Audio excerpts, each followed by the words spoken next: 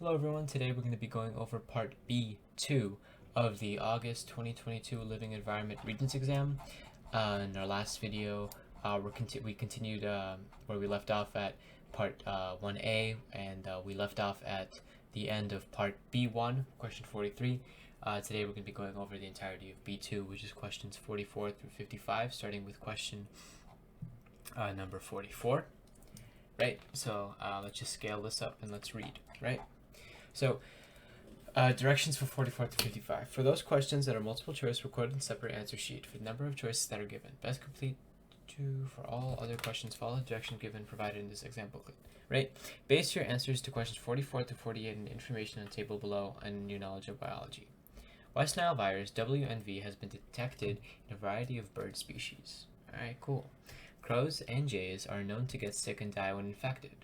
WNV also infects other animals, including horses, cats, dogs, chipmunks, alligators, and humans. WNV affects the nervous system. It was first detected in the U.S. in New York City during the summer of 1999, where nearly 5,500 crows died within a 4-month period. Since then, WNV has spread rapidly throughout the country. Although the virus is widespread, symptoms in humans are usually mild. However, 1 in 150 people who are infected develop severe, sometimes fatal symptoms that include inflammation of the brain and membranes surrounding the brain and spinal cord. There is no human vaccine for West Nile virus. The virus is transmitted to certain bird species when they are bitten by infected mosquitoes.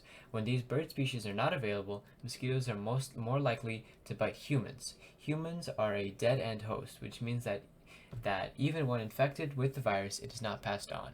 The Center for Disease Control and Prevention recorded the number of cases of West Nile virus per 100,000 people in the United States from 2002 to 2014. This data are recorded in the table below, right? So all this is an introduction to the West Nile virus, right? Landed in America in 1999, and it's transmitted by infected mosquitoes to other animals, where it ends up getting passed on to humans, right? So number 44 asks us to mark an appropriate scale without any breaks in data on the labeled axes, right? All this is saying, an appropriate scale, is take this information here, right? Take the year, right? And take the cases and make a scale out of it as if you're going to graph it, right? So take this data, put it on the x-axis, take this data, put it on the y-axis, make intervals, make it look nice, right? So first things first is time almost always goes on the x-axis, right? So I know that year, right? It tells us the year, so we're gonna. Oh well, I guess I didn't even have to say that. They already labeled it for you, right? So here's the year. All we have to do is make some sort of scale out of that. So if we're going up by 2, why don't we just put that on our graph, right? Let's start with the year 2000 right here. Here's going to be the year 2000, right? And let's just go every second box, let's just increase by 2, right? So here's going to be the year 2002. Here's going to be the year 2004. Here's going to be the year 2006, 2008, 2010, 2012, 2014, and let's just put 2016 right there. Boom. That's one half of this problem done, right?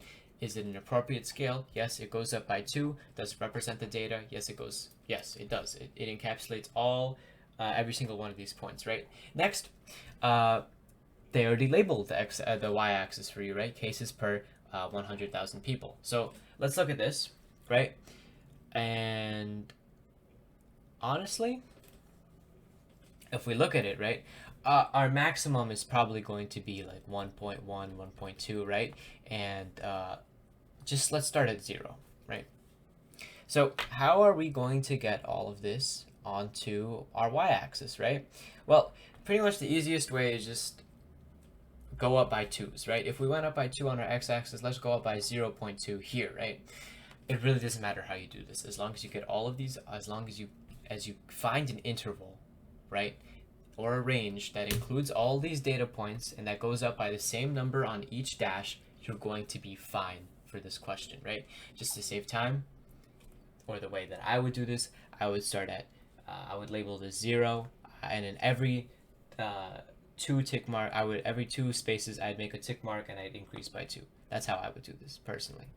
Then I have 0 0.4, 0 0.6, 0 0.8, 1, 1.2, 1.4. Boom, that's all. That is an appropriate scale, right? It goes up. It goes up by the same number, 0.2, each time. It's on the right axis. That's it. I would get a full point for number 44. Number 45 says plot the data for the incidences of the West Nile virus in the U.S. per 100,000 people. Connect the points and surround each point with a small circle.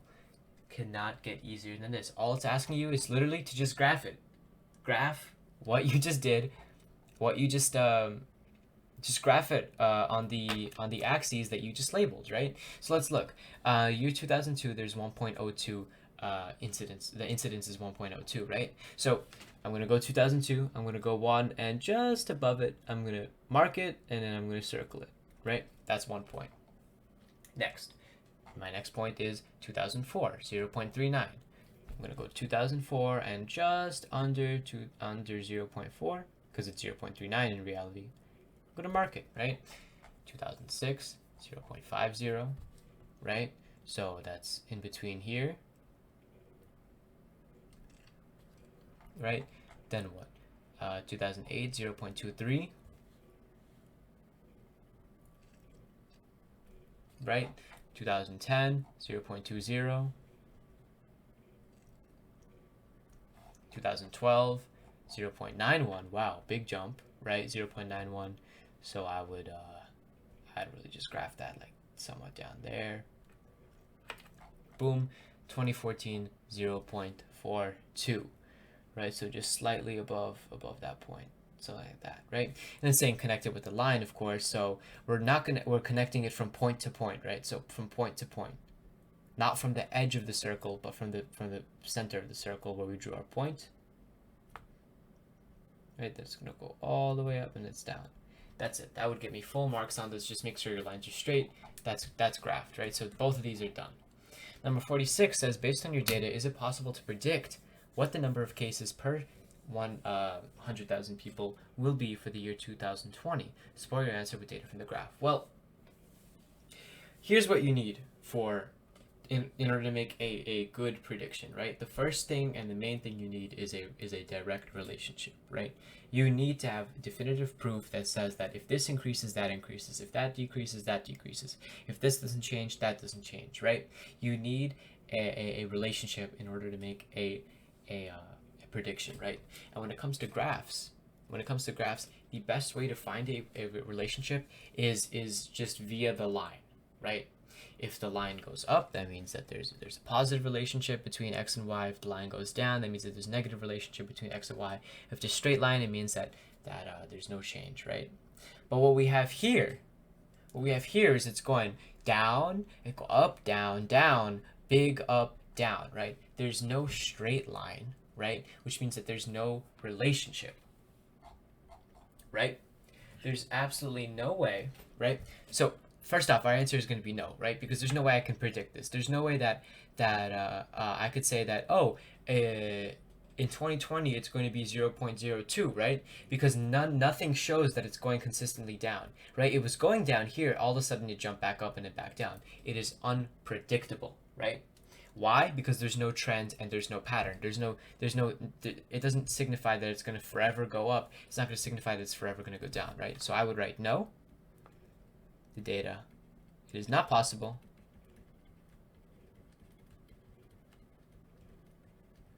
to make a prediction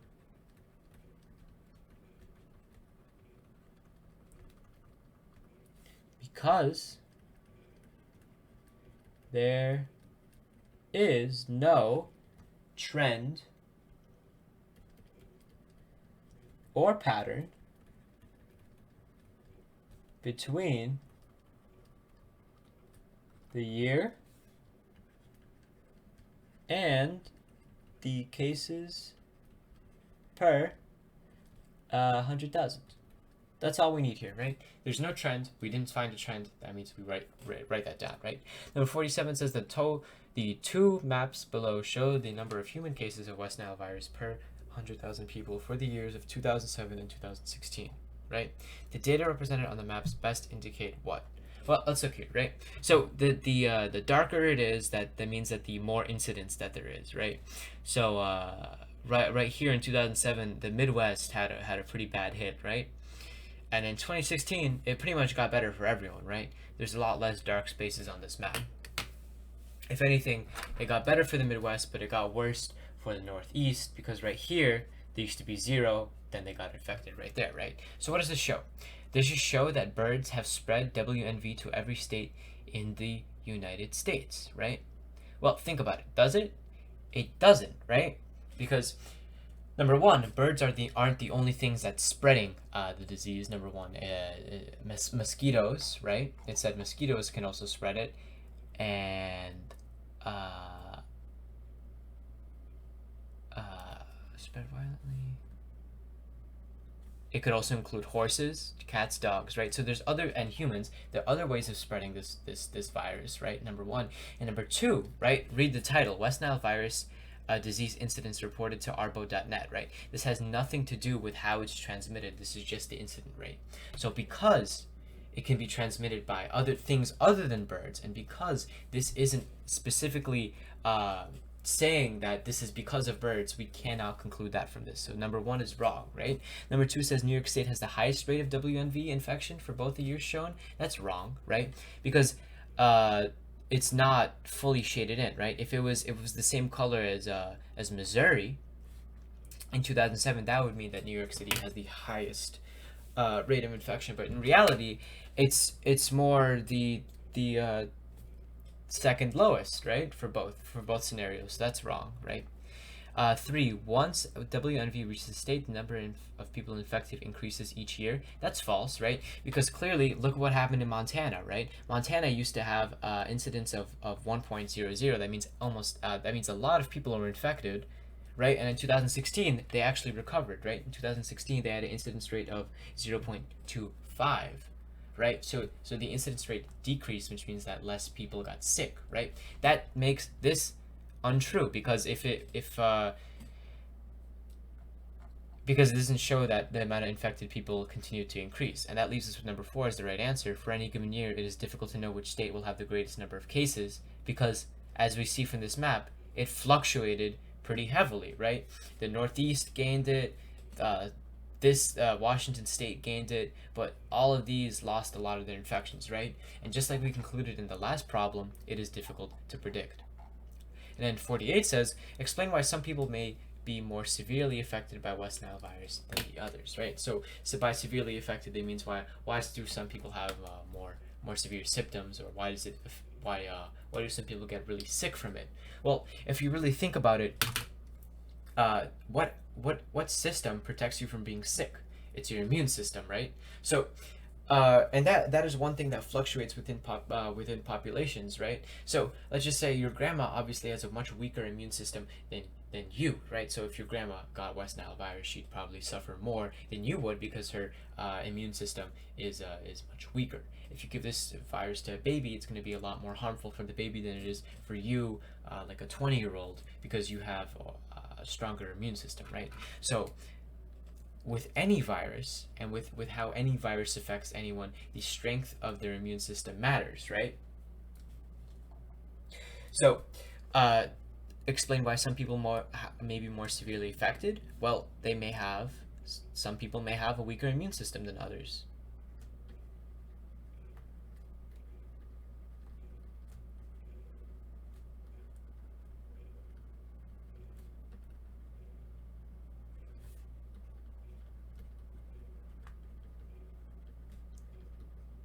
Of course, there are more ways to explain this, but I think that this is probably the most straightforward and clear way, in my opinion, how I would view this, right?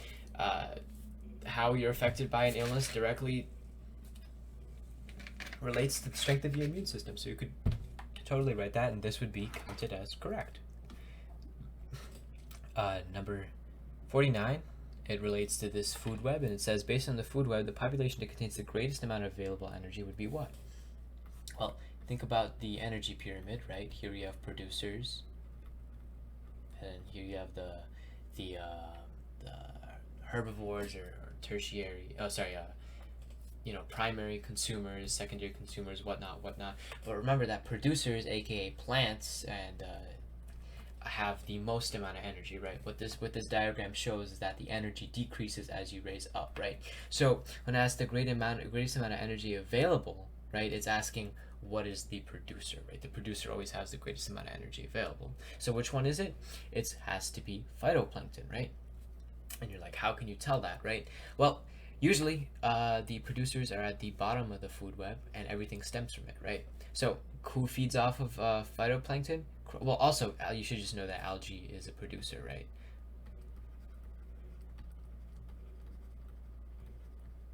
But pretty much everything stems from phytoplankton, right? Which is a producer. It takes in sunlight, it makes its own food.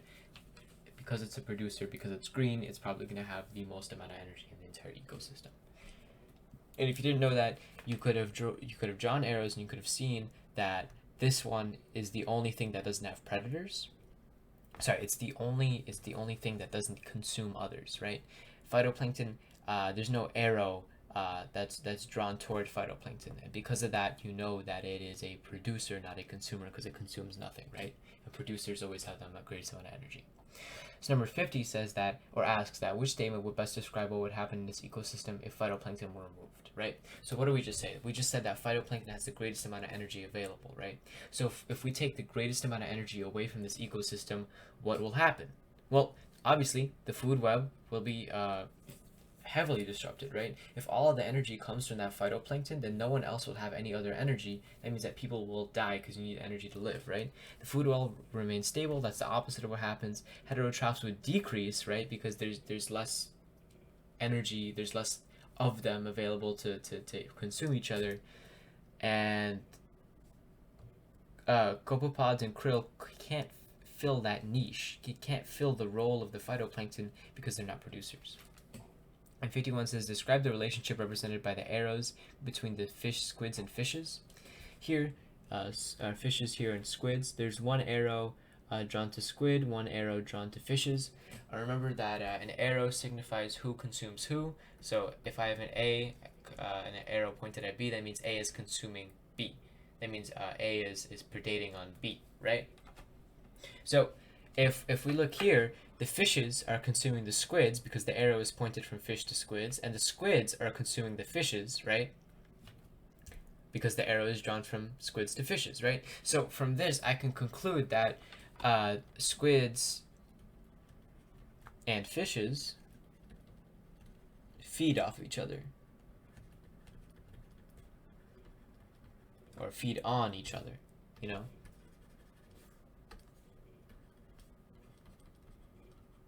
Right? I could also say that fishes are predators of squids and squids are predator of fishes. That would also get full credit. But once again, squids and fishes feed on one another, right? And moving on to question number 52. It says that scientists are interested in studying the effects of a mother's alcohol consumption on the brain development of a fetus during pregnancy. In order to collect data, scientists typically use newborn rats because the rat's brain development after birth is roughly equivalent to that of a human fetus during the third trimester late pregnancy. Scientists divided newborn rats into 4 groups and exposed them to alcohol using the following methods, right? So rat group 1 was given no alcohol exposure. 2 was given 4.5 kilogram daily. 4.5 grams per kilograms daily over all these different time periods, right? And then we see it here. We see how much alcohol, peak blood alcohol concentration. That means how much alcohol was found in their blood, right? So obviously group 2 had the most alcohol in their blood. Group 2 was given the most alcohol, or is most affected by alcohol. And here we have the brain weight based on each groups, right? So number 52 says state the relationship between peak blood alcohol concentration and total brain weight for exposed newborn rats, right? So let's look at it here. So group 1, which was exposed to 0, no alcohol, turns out has the highest total brain weight, right? has the highest. If we look here at group 2, which has the highest amount of alcohol exposure, right? How do we know that? Because they have the most alcohol in their blood. That means that they consume the most alcohol. The group that consumed the most alcohol has the lowest, right, total brain weight. And we continue seeing this trend, right? That the group 3, which had the the second highest blood alcohol content, or consumed the second highest amount of alcohol, had the second lowest brain weight. And finally, group 4, which albeit didn't have that much alcohol, still the brain weight decreased even though they had alcohol, right? So what I'm trying to get at here is the more alcohol in your blood, the smaller or the lower the weight, the total brain weight will be for newborn rats, right? So let's go write that down here, right? What did we just say? We said that the higher the blood alcohol concentration,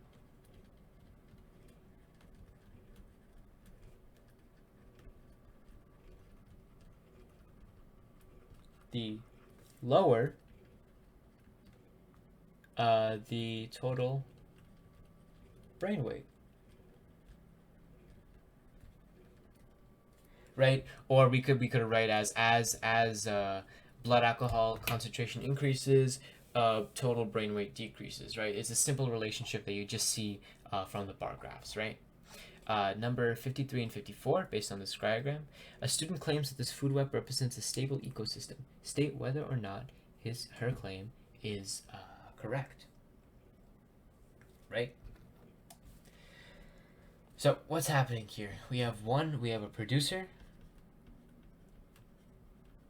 right? So we're getting energy, right? And then we have 1, we have 2, we have 3, and we have 4. 4 herbivores which are eating these trees, which are then being eaten by 1, 2, 3, 4 by 4 different predators, which are then eaten by which are all eaten by one apex predator, right? So from what I'm seeing, this is pretty stable, right? Because we have a producer, right? We have a producer here, and we have a diversity, right? There's more than 9 different species here. So obviously the food web isn't equal. If there's diversity, that means it usually comes with stability, right? We also have producers and we have consumers in the ecosystem, which means that it is stable, right? If it was all producers, so if it was all prey and no predator, that wouldn't be really stable, right? So all of these are reasons as to why this is a stable ecosystem that I just listed, right? I just listed like a good four reasons. So number 1, you have diversity that works for you, right? You could always write down that because the food web is stable, because the more diversity you have in your ecosystem, the more stable it is. You can say that yes, it is stable because you have both consumers and producers, right? You could also say, I mean, I'm just repeating myself at this point, but I think that the thing that I would go for, or the thing that I would write down in this problem is that there are yes, the food web does represent a stable ecosystem because it is diverse, and ecosystems are more stable when they are more diverse.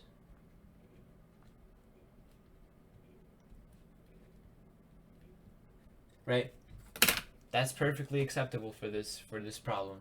I could also wrote that since there are a number of different species in the ecosystem, it's probably stable. I could say that there's producers and consumers, so it's stable. At the same time, you can argue that it's not stable, right? I noticed that there's only one type of producer, right? If that one producer dies, everyone else dies. So you could write that because there's a lack of a variety of producers, it's not stable. You could also write that because there are no decomposers, and because there's no decomposers, it's not stable.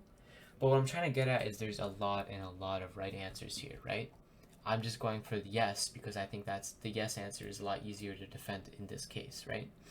And number 54 says select two organisms from this food web that compete each other with the same food and select one reason why they are able to survive in the same ecosystem, right?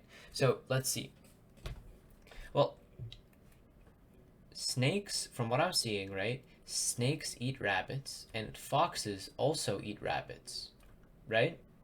So that since they're eating the same food source, obviously they're competing for it, right? So snake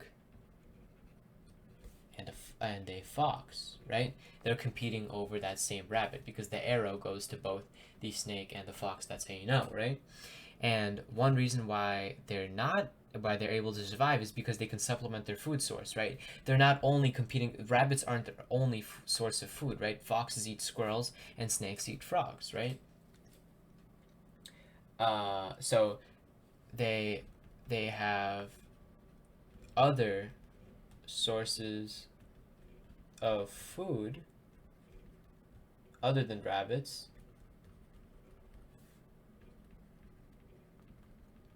that they can eat. And that's all you need to score a point on that one, right? All these problems are is just looking at the diagram and looking at the chart and just making a reasonable and rational conclusion. Number 55, last question in this section, asks us to identify both the number and the name of a structure in that cell that produces proteins. Right? So let's think about it. What in the cell produces proteins? Well, we have ribosomes. Now, ribosomes can be found in the endo and the ER, right? Or they can be found floating around in the cell or in the cytoplasm, right? Ribosomes, what do? They produce proteins, right? That's all, right? They can be found in the ER, they can be found in the cytoplasm, and they're usually small. And on like diagrams like these where it's black and white, they're usually filled in black, and they're tiny, and they're pretty small dots, right? So following that definition, where can we find that? Well, obviously it's not going to be 3. That's not number 1. That's the mitochondria, right?